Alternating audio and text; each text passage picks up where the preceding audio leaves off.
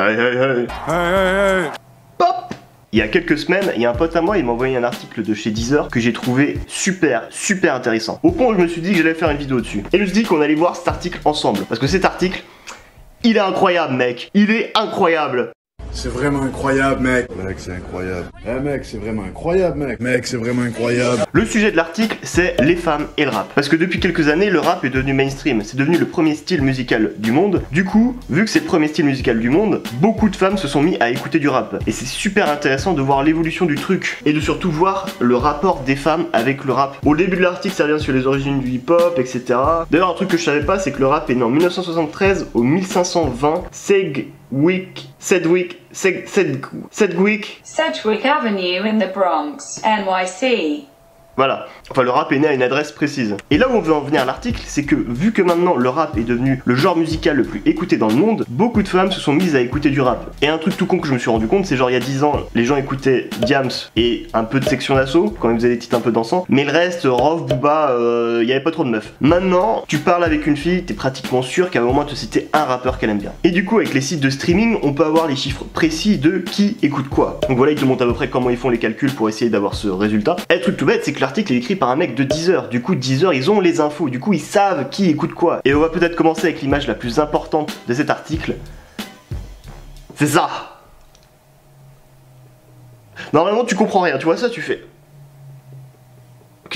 Hein? Ce que tu vois, c'est le tableau des 200 artistes les plus écoutés sur Deezer en 2018. Et un truc tout bête, c'est que Deezer c'est français, donc c'est pour ça que tu as énormément de français dans le top. Le tableau se lit de manière assez simple. Tout en haut, t'as les artistes les plus écoutés, tout en bas, ceux qui le sont moins. Plus tu vas à gauche, plus t'as de mecs qui t'écoutent, plus tu vas à droite, plus t'as de meufs qui t'écoutent. Voilà. Un truc que je trouve déjà super cool, Nekfeu est dans le top en 2018, sachant qu'à l'époque il avait rien sorti depuis 2 ans à peu près, et il est autant écouté par les hommes et les femmes. Il est en plein milieu, si tu veux. Il y a autant de mecs que de meufs qui écoutent Nekfeu. Et du coup, une croyance qui est un peu cassée par rapport à Nekfeu, il est autant écouté par les gars que par les filles. Il n'y a pas une majorité de meufs qui l'écoutent, il n'y a pas une majorité de gars qui l'écoutent. Il est même légèrement plus écouté par les gars. Et c'est pareil pour Orelsan, il est à, pareil, 50-50. Autant écouté que par les gars que par les meufs. Et du coup, on se rend pas compte à quel point c'est incroyable que les artistes soient autant écoutés par des garçons que par des filles. Et c'est pareil pour Jul. Il y a autant de filles que de mecs qui écoutent Jul. Et voilà, ces artistes, on les retrouve comme ça. Il y a Jul, Orelsan, Nekfeu. Il y a Ozuna, je sais pas c'est qui Ozuna. Ozuna.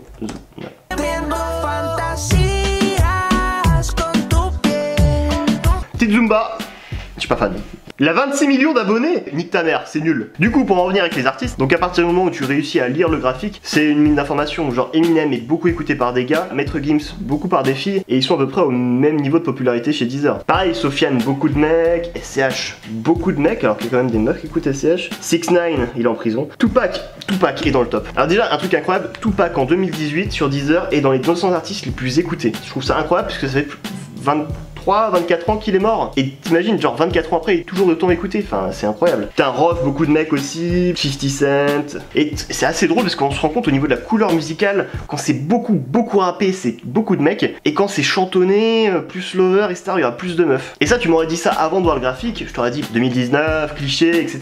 Bah non, mec, c'est les chiffres. Les meufs écoutent des chansons, les mecs écoutent du rap. Et une surprise que j'ai eu personnellement en lisant l'article, Ashkid est énormément écouté par des filles. Tu me diras, il fait beaucoup de chansons de lover, etc. Oh, je sais qui tu es. Je t'ai vu replonger dans le vide, babe. Moi, je surkiffe Ashkid. Et pourtant, bah, il est écouté par beaucoup de femmes. Donc moi, si par exemple demain je vais à un concert d'Ashkid, il y a que des meufs. Est-ce que je me plaindrais? Certainement pas. Et un truc putain aussi, surprise, C-Boy est presque écouté autant par des gars que par des filles. Et au début, j'ai pas compris parce que je me suis dit, genre je pense à C-Boy, je pense à ça. Détruire pour reconstruire. Quoi? T'as cru que j'étais portugais? Je rentre dans la cabine, je baisse le micro. T'as peur de sortilège. Ou à ça. Chaque rime est organisé avec précaution. C'est lui le gros bâtard négro exécuté. Oh voilà, ça crache des flammes, il y a de la violence, etc. Puis après, je me suis rappelé que bah, le titre le plus populaire de C-Boy, c'est Mobali. C'est un titre Zumba. Bonjour Mobali. Bonjour Mobali.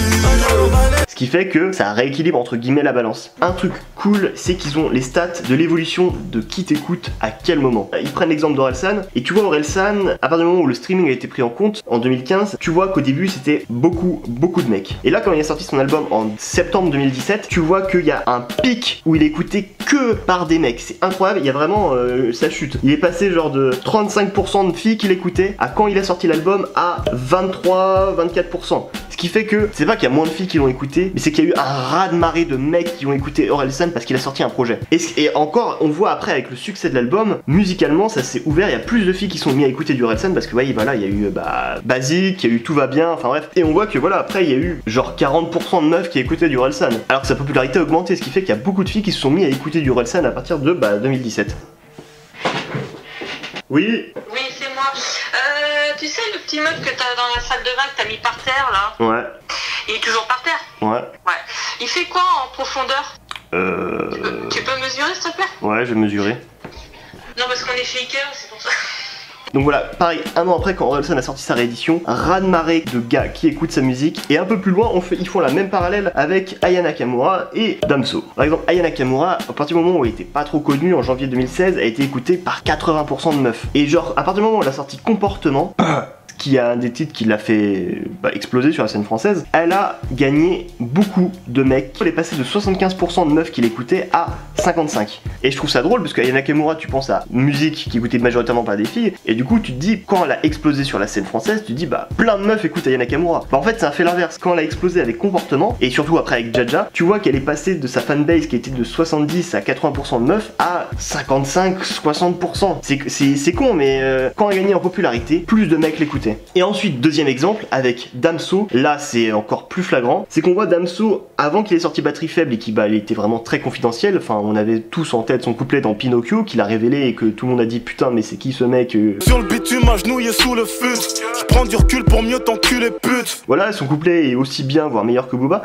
Avant ça, avant Batterie Faible, il faisait 19% de meufs l'écoutaient. 19%, sur tout son public il y avait 19% de meufs. Et quand il a sorti son projet Batterie Faible, là il a chuté à 13%. Parce qu'en fait, quand il a sorti un truc, beaucoup de mecs l'ont écouté. Et ensuite, avec la popularité de Batterie Faible, en fait, beaucoup de meufs sont venues à l'écouter. Et quand il a sorti Ipséité, bam, il retombe à moins de 20%. Et pareil, quand il sort Lithopédion, bam, il chute. Et en fait, il y a un constat qui se dégage, c'est que sur les plateformes de streaming, quand tu vas sortir un projet, c'est majoritairement des mecs qui vont t'écouter jour 1 ou première semaine. Mais beaucoup de mecs au début vont venir t'écouter. Et plus tard, quand l'album va gagner en popularité, qui va être diffusé en radio, là, il y aura plus de meufs qui vont t'écouter. Et du coup, le point commun entre Aya Nakamura et Damso, c'est que la popularité leur a fait gagner des auditeurs du sexe opposé. Ouais, c'est exactement ça en fait. Aya Nakamura a gagné beaucoup de mecs en termes d'auditeurs et Damso a gagné beaucoup de meufs en termes d'auditrices. Elle est passée, elle, de 80% de meufs à 60%, Damso de 19% de meufs à 28%. Et du coup, Aya Nakamura n'a pas perdu des auditrices, elle en a gagné énormément, mais du coup, il y a aussi plus de gars qui sont venus à l'écouter. Ce qui fait qu'en termes de ratio, ça s'est équilibré. Et ensuite, ils vont encore plus profondément avec par exemple Booba.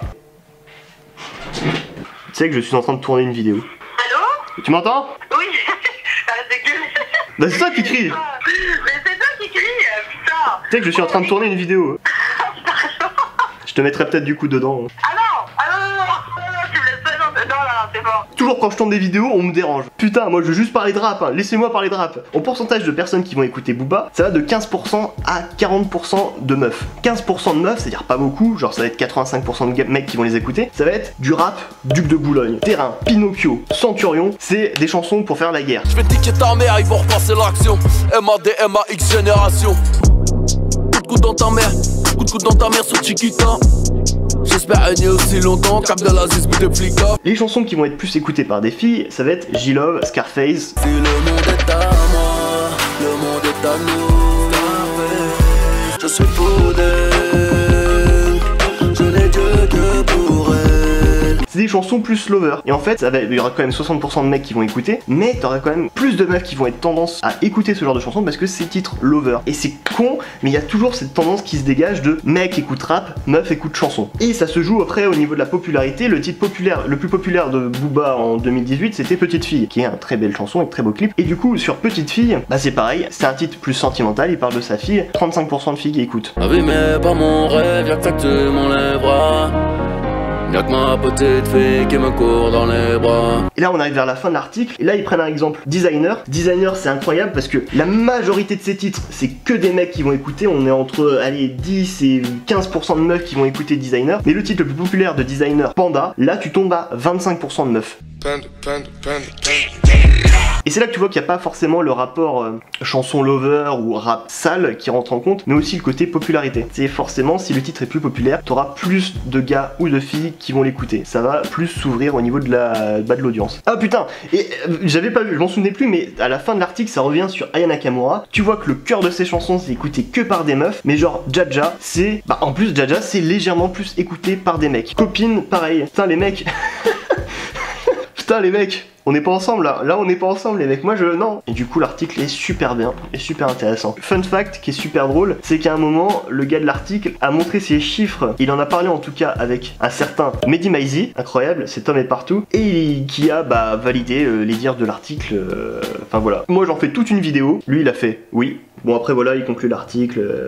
Ce qui fait que cet article est super intéressant parce que moi ça m'a appris que par exemple quand un artiste sort un album, il y a un raz-de-marée de mecs qui vont venir l'écouter et les filles vont plus venir l'écouter sur le long terme, sur ses passages en radio j'imagine ou autre. Les titres plus lover vont vraiment être écoutés majoritairement par les filles et les titres plus rap sale vont être écoutés plus par des mecs. C'est très con et basique dit comme ça, tu te dis mais c'est une évidence. Bah là t'as les chiffres qui valident le truc. Et des fois certaines personnes vont te dire en mode non c'est cliché, moi aussi j'écoute du rap sale, et à l'inverse des gars vont dire ouais moi je préfère du rap lover etc. Bah les chiffres parlent que les tendances c'est mec écoute mec qui rappe sale et meuf écoute meuf qui rappe des chansons de loveuse. Je vous mettrai le lien de l'article si vous voulez le lire. Bah il est en anglais, du coup si t'as pas validé ton niveau A2 c'est compliqué, hein, on va pas se mentir. Donc voilà, n'hésitez pas à me dire ce que vous pensez de ce genre de vidéo moins travaillé, mais plus dans le ponctuel, dans le feu de l'action. Voilà, t'as vu, on m'appelle.